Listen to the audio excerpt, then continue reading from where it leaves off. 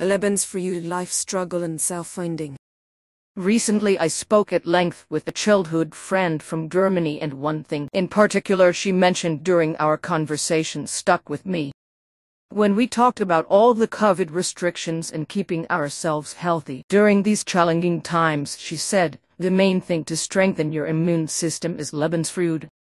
In the FIGU dictionary online, Lebensfreude is translated as joy of living, and in the online dictionary dict. We can also find vitality, soulfulness, high spirits, enjoyment of life, or zest for life as translations for Lebensfreude. And this friend seems to have a great zest for life regardless of the many tragedies she encountered in her life. However, how can one develop joy of living or a zest for life when one feels overwhelmed with the struggles of life? In the article, Thoughts and Feelings Have an Effect on Health, from Billy Edward Albert Meyer Portal, Billy writes, Thus anxiety, illness, suffering, pain, as well as joy of life, health, dignity and confidence are life circumstances as well as profound states that are specifically also rooted in one's thoughts and their feelings. Therefore, if one does not have any joy in life or a zest for life, one needs to change one's thinking and feeling.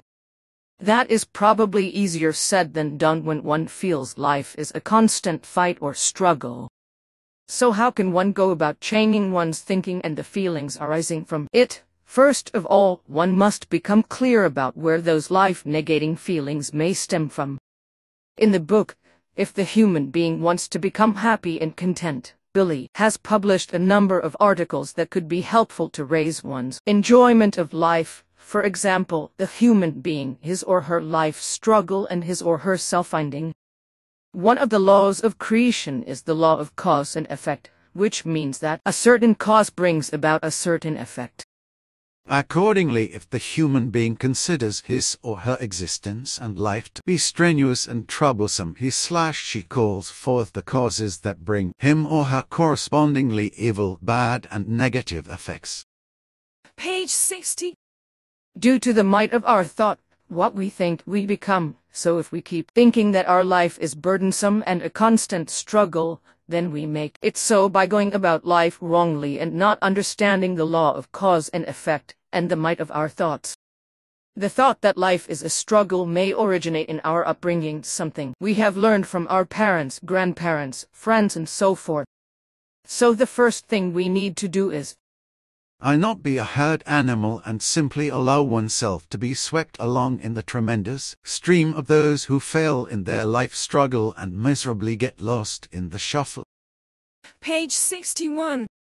We need to observe where we have allowed ourselves to be swept along by the herd and subconsciously have developed the wrong thinking that life is always a struggle. These thoughts may have been hammered into us during our upbringing by parents, teachers, preachers, and so forth, or we have adopted them unconsciously by observing the human beings in our immediate environment. Now is the time to change those thoughts and develop a zest for life.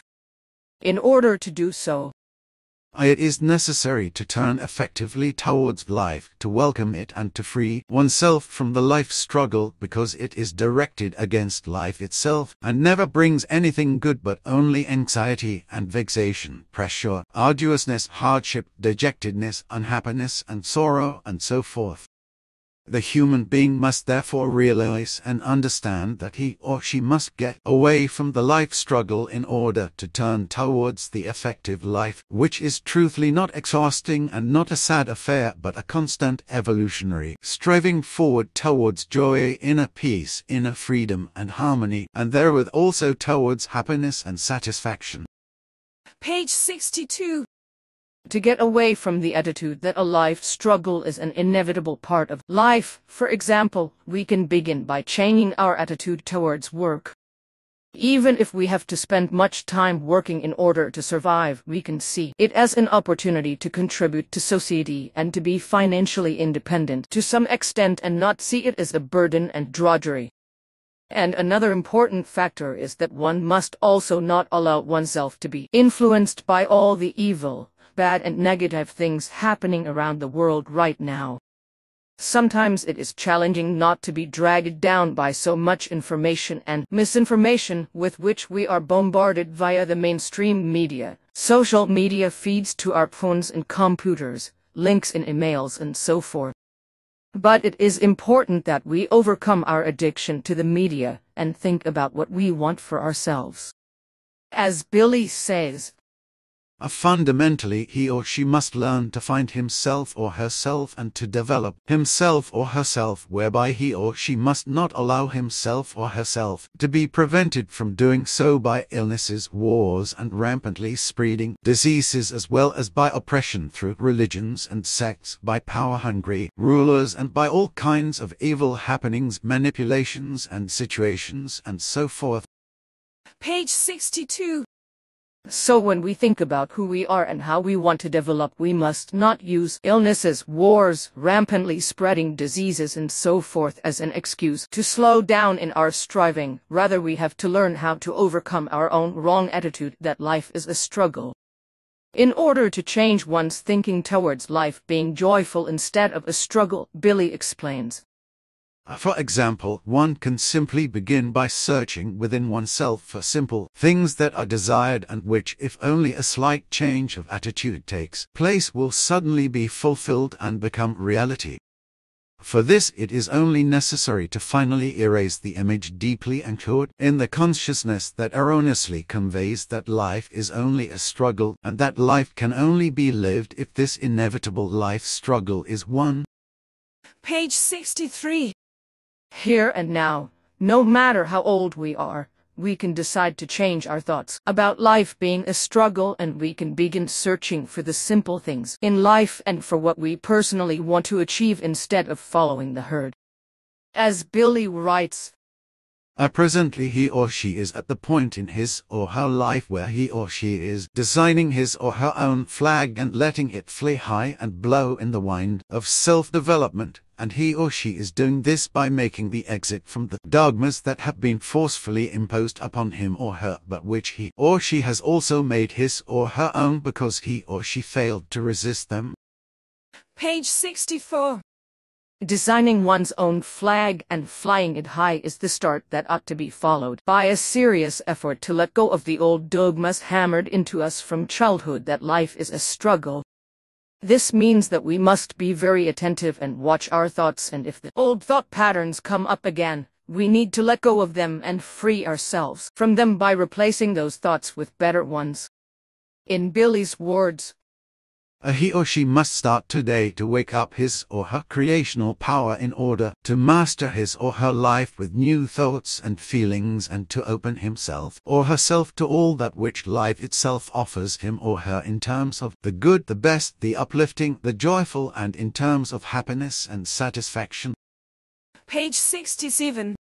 Once we wake up our creational power and open ourselves to the good, realign our consciousnesses and world of thoughts and feelings towards the positive and joyful things life has to offer, then our lives will take turns for the better in accordance with the law of cause and effect. For it to happen, we must become clearly conscious of our thoughts and feelings, and not just think that everything will get better without having to work towards it. Therefore, we must learn to assess our thoughts and feelings in a neutral form and be prepared to repeatedly do something to change them. Quite clearly, it must thereby also be understood that the whole procedure is not an esoteric psychological procedure in which the human being has to repeat nonsensically to himself or herself over and over again quietly or in his or her thoughts that life is easy, beautiful, and splendid, and so forth, because with such nonsense something is only autosuggestively presented as an illusion that corresponds neither to reality nor to its truth. Fundamentally, the right thing to do is simply to change the nature of thoughts and feelings for the better, the good and the positive, and to see reality and its truth as they effectively are. Page 67. Just telling oneself autosuggestively that life is not a struggle but a joy will not bring the desired result. One has to work on changing the kind of thoughts and feelings one might maintain due to formed habits, and these habits cannot simply be talked away. One has to become conscious of them and then let them go and replace them with positive thoughts and feelings. One has to make a conscious effort of finding oneself and giving one's own life a new direction. And thereby it must simply be seen that human habits, such as the maintenance of wrong thoughts and views and so forth, leave behind deep grooves in the consciousness which must be slowly repaired again and be made to disappear. Might of the thought, third ed. Page 252. In order to make those grooves disappear, we have to observe our thoughts and feelings that come up, assess them against the reality and its truth, and realize that life is not a struggle because life is neutral. It gives us an opportunity to evolve and to create a new reality with neutral positive thoughts. That will slowly erase the old grooves and form new ones in the consciousness that will give life a new direction. For more details, the translation of the complete article can be found here //FIGU.org/self-finding. Atmul Vibka Walder.